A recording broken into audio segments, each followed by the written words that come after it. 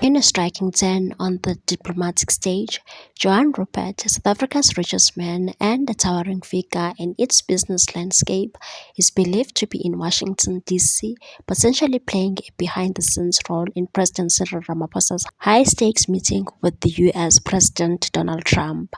According to a News 24 report, Rupert is said to have brokered the meeting between the two presidents at a critical juncture in US-South Africa relations.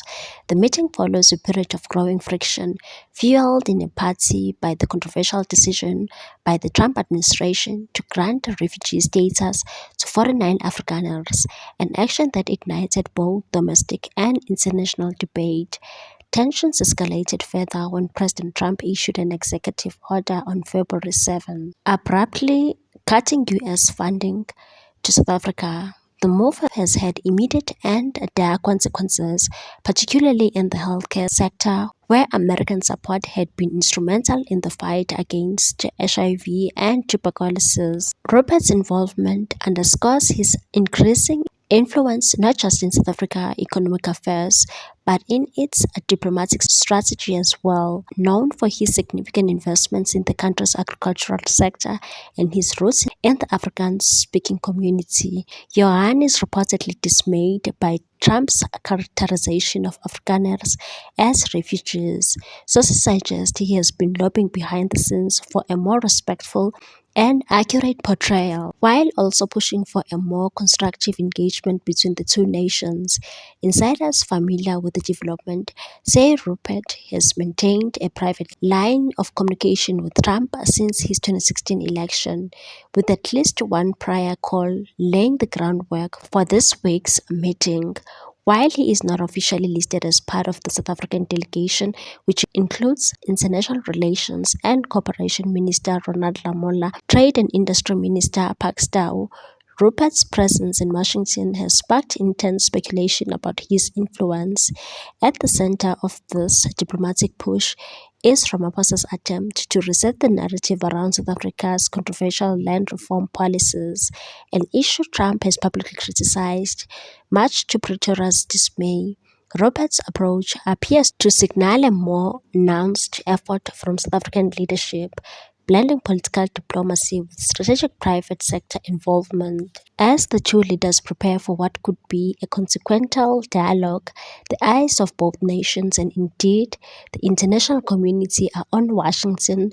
Rupert's shadow diplomacy may well prove instrumental in redefining the terms of engagement between the US and South Africa at a moment when both partnership and perception are on the line. Meanwhile, the EFF vows to fight any attempt to bypass BEE laws for Elon Musk's Starlink in South Africa. The Economic Freedom Fighters has issued a sharp rebuke to report efforts by the South African government to circumvent the country's black economic empowerment laws in a bid to bring Elon Musk's satellite internet company Starlink to local shores.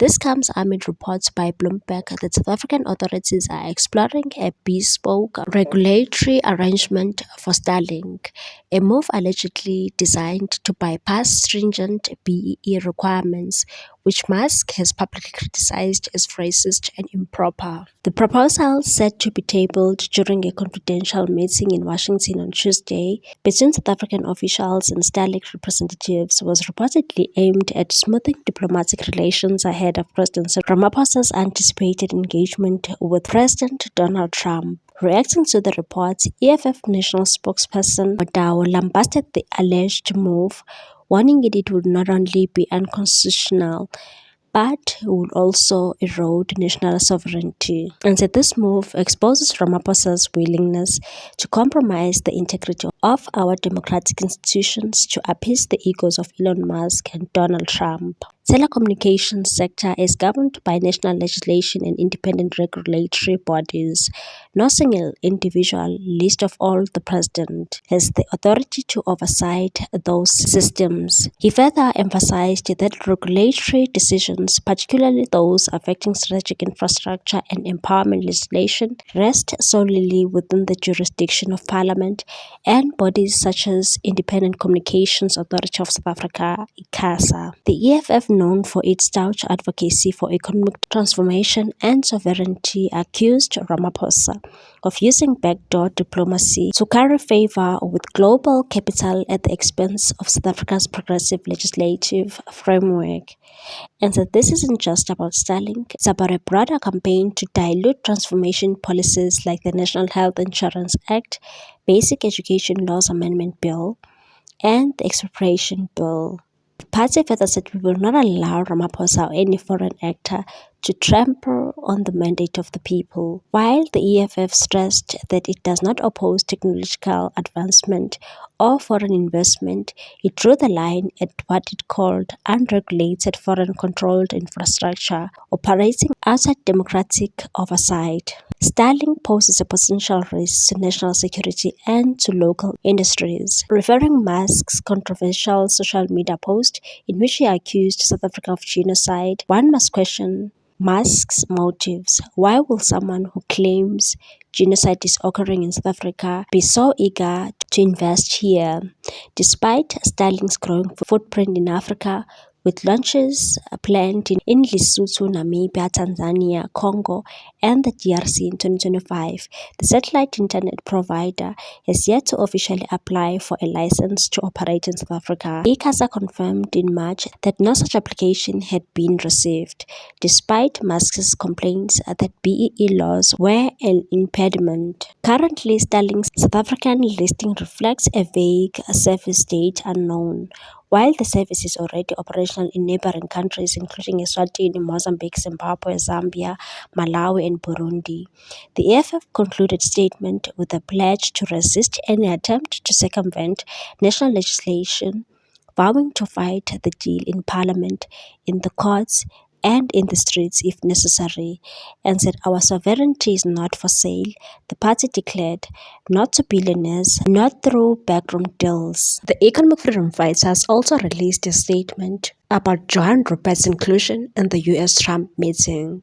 The statement reads as follows: EFF condemns Johann Rupert's inclusion in US Trump meeting. The Economic Freedom Fighters condemns the inclusion of a billionaire Johann Rupert in South Africa's delegation to meet US President Donald Trump. This move represents the capture of democracy by wealthy elites and undermines the sovereignty of both nations. Rupert and Elon Musk, both are racist capitalists, have no mandate to influence South Africa's laws or policies. The EFF warns against any backroom deals that threaten land reform, economic justice, and national independence. Parliament, not billionaires, must determine our country's future. We've got one common enemy, and that enemy is Rupert, who owns the whole of South Africa. That is the man we must have a problem with. Because this Rupert and his family owns everything in South Africa. And when we say they own everything, we mean everything. The toothpaste that you used this morning comes from the Rupert. If you do not support parties like the EFF, we run a risk of all parties in South Africa being owned by the likes of Rupert, who have the money to buy everything that moves in this country. What's your take on this one, people? Thanks for watching. Please subscribe for more news.